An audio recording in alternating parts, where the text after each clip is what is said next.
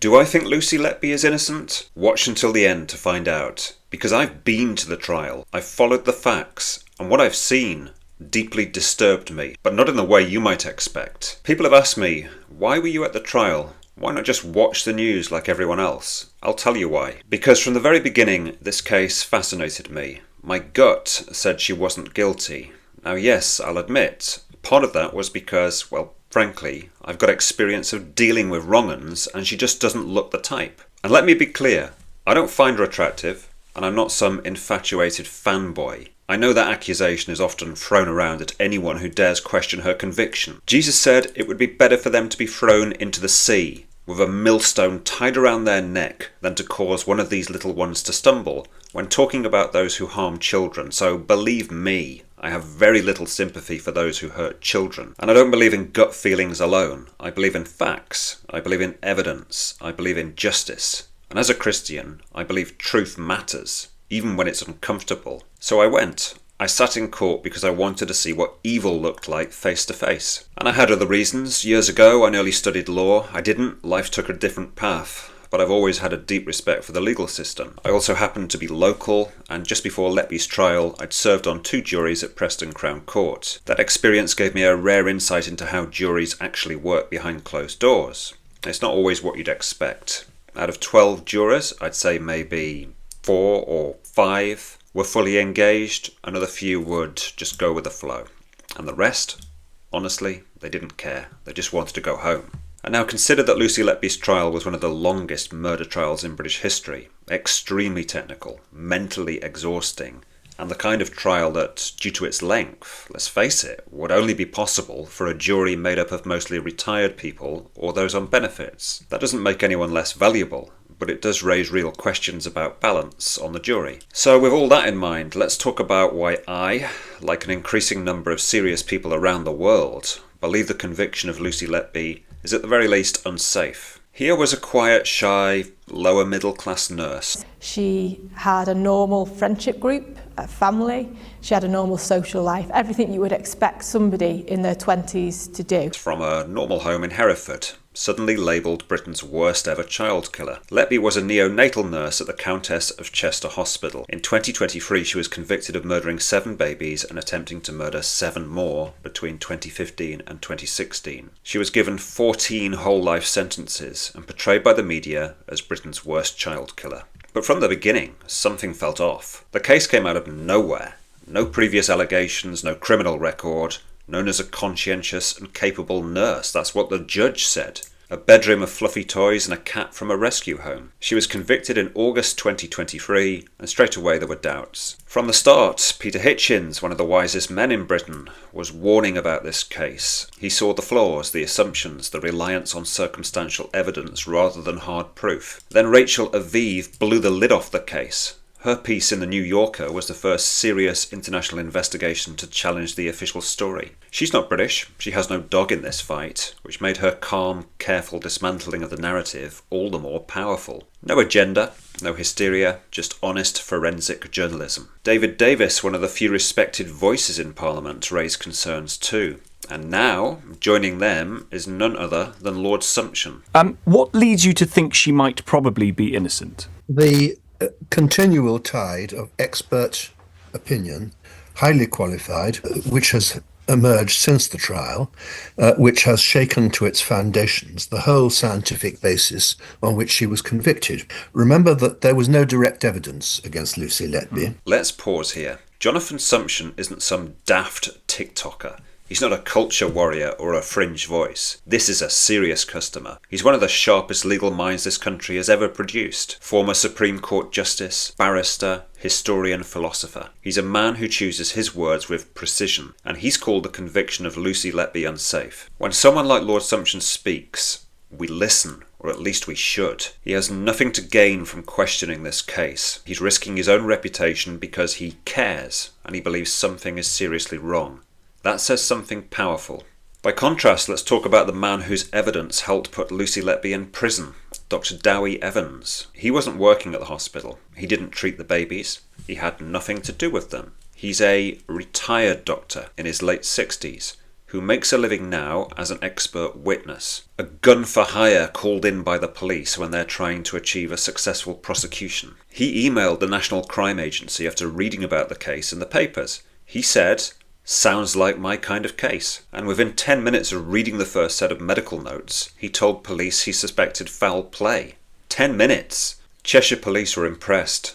They agreed a fee, and Evans became the lead medical voice behind the prosecution, despite the fact that several respected practicing consultants had reviewed the same cases before him and found no evidence of murder at all. His selection wasn't part of a formal panel or blind review. It was informal, casual, almost off the books. In his own words, very, very informal. He later described this well-paid work as his private practice, adding quite openly that it helped keep my daughter in horses and my son in cars. But what's the attraction of the medical legal work from your standpoint? Well, the flippant answer is, of course, that this was my private practice. This was my extra money, which helped keep my daughter in horses and my son in cars and ensured that they both went to university and came out of there without having any debt at all. That was after the trial, and that tells you something about his character. This wasn't a humble retired doctor offering his wisdom out of civic duty. No, this was a man who made serious coin selling opinions and boasted about it, as if profiteering from other people's misfortune were a mark of prestige. The smugness, the self-satisfaction,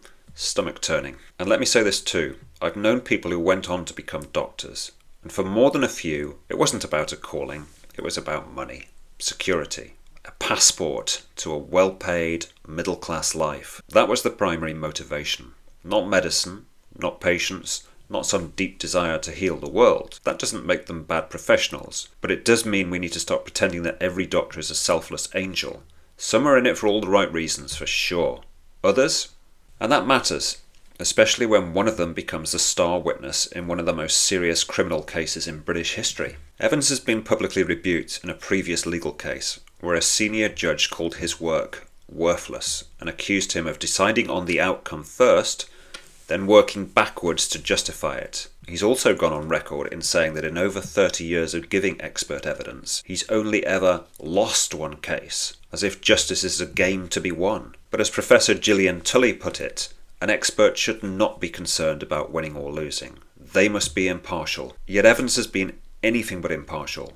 He's remained the loudest, most committed believer in Letby's guilt, and he continues to push his theory, even as smarter and more distinguished world-class experts queue up to challenge it. If this was the prosecution's star witness, then this case needs to be looked at again, because the truth doesn't need a hired gun. Now, forget Dowie Evans. Let's strip it all back. Where's the evidence? There is no CCTV, no eyewitness, no confession, no forensic evidence, no digital evidence, no motive. Lucy Letby was born in 1990, the mobile phone generation. She lived on the internet like the rest of us, and yet, despite deep forensic investigations, the police couldn't find a single Google search that suggested guilt. Not one.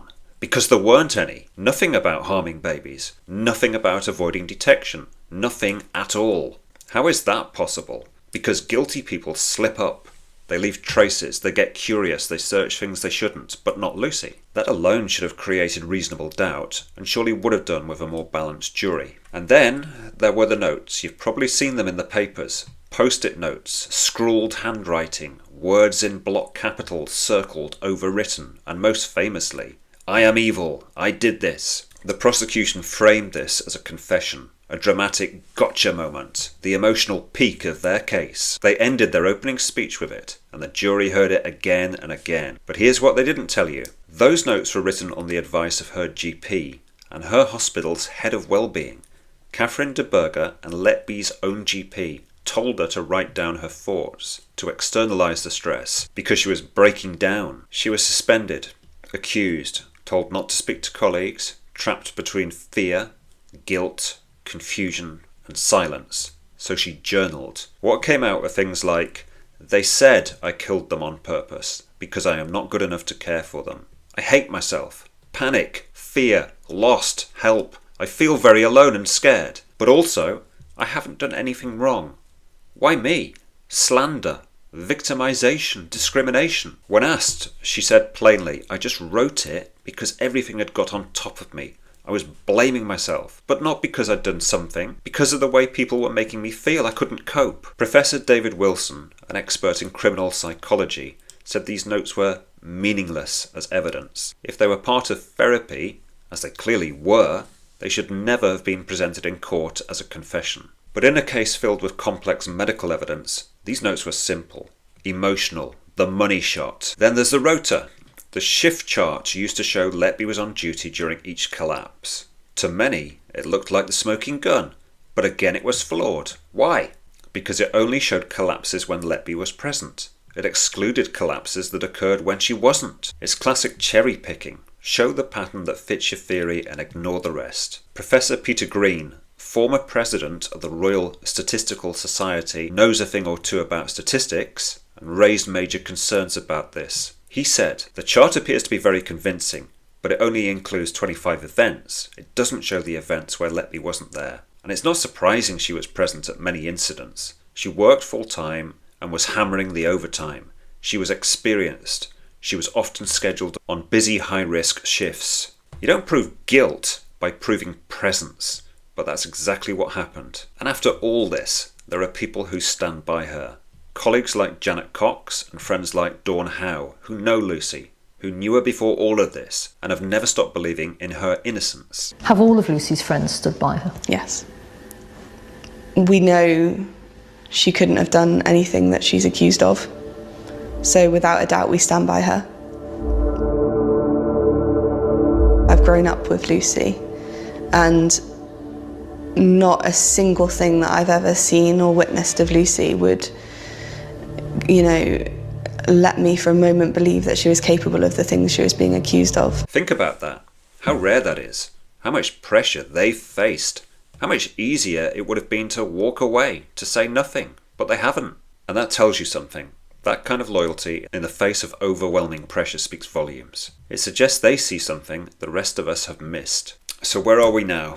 It's not just her friends or journalists or legal minds raising the alarm. It's some of the most respected medical experts in the world. The panel comprises 14 very experienced and well-known experts from highly prestigious institutions in 6 countries around the world. 14 international neonatology specialists from Canada, the US, Australia and beyond reviewed the same evidence used to convict Letby. Their conclusion? No murders, no evidence of deliberate harm, just catastrophic medical failings that should have been dealt with inside the hospital. One of them, Dr. Shu Lee, a renowned Canadian neonatologist, said bluntly, if this happened in a Canadian hospital, it would have been shut down. These are experts with no ties to Letby, no political interest, no axe to grind, and yet they've come forward, not for money, because of their conscience and because they recognise the danger of what's happened here. In summary, ladies and gentlemen, we did not find any murders.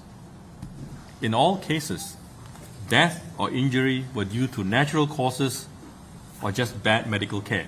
Lucy was charged with 7 murders and 7 attempted murders.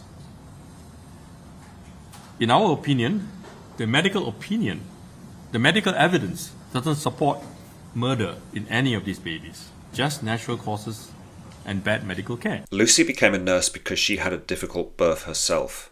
This wasn't just a job, it was a calling. And imagine the trauma, being accused of murdering the very kind of babies you trained your whole life to serve, stripped of your identity, cut off from colleagues, thrown into isolation, interrogated, imprisoned, watched by the media, portrayed as a monster. Judith Moritz, the BBC journalist who covered the entire trial, said Lucy would act normally with guards until the press came in, and then she'd go quiet, withdrawn. She alluded to that being a performance. But I ask, how would you act if you were shy by nature, under that kind of scrutiny, public enemy number 1, and the whole country was watching? And even Moritz herself said at the end, I'm not sure what you'd expect Britain's most prolific child killer to look like. But I'm pretty sure it's not this. There's something deeper going on here, a psychological need for closure. When something terrible happens, especially to children, we want answers. We want someone to blame. And once we've found our villain, we don't want to let go. Lucy became that villain, the witch we could burn, the sacrifice. It's tough to even consider she might be innocent, because then we'd have to admit we got it wrong, and people hate doing that. It's human nature to cling to the story that makes us feel certain, righteous and safe. Reopening the wound means facing the reality that something far worse and far less tidy went wrong. Not just one woman to blame, but a whole system, from the NHS to crooked professionals to incompetent police. A whole bloody mess we'd rather bury than own. So, do I think Lucy Letby is innocent? Yes, I think so. And having sat on 2 juries, having watched this trial, having weighed the evidence carefully, I could not, in good conscience, have ever found her guilty beyond reasonable doubt. And that's the standard. If we abandon that, if we let emotion override evidence, then the justice system becomes just another form of theatre. This may well be one of the greatest miscarriages of justice in modern British history, and I believe with time the truth will come to light. I think we will see Lucy Letby walk. A few years from now, there will be a press conference, and standing before us will be a woman, sobbing, visibly aged, broken in some ways, but not defeated. And when that day comes, I pray her father is still here to see it. He's 75, a loving presence throughout the trial. I pray he lives to see her walk out of prison into the daylight. But for that to happen, something must change. The British establishment, the NHS, the doctors, the civilian staff, the legal system, must find the courage to look inward, to admit that something went terribly wrong. Because this didn't happen by accident. It took silence, it took collusion, it took people choosing to protect their careers, their reputations, their pensions, instead of the truth. This is what needs to break. And the dam is going to break. Because truth doesn't disappear. It waits. It grows heavier with every day it's ignored. And when it finally bursts through, it won't be neat. It won't be polite. It will be devastating. And we owe it to the deceased babies and anguished parents to find out exactly what happened. For the families, they left that hospital believing that their babies had been harmed or had died tragically through natural causes. And then one day the police came knocking on the door and said, actually, that's not what we think happened. So let me say this directly. To those who lied, to those who looked the other way, to those who knew something was wrong and said nothing, I don't know how you live with yourselves. You can fix this. You can come forward. You can tell the truth now, or the truth will come anyway. And when it does, it won't ask your permission. It will expose you for what you chose to protect and who you chose to sacrifice. If, as I believe it will, a retrial clears Lucy Letby, she should be released in her 30s, not in her 50s.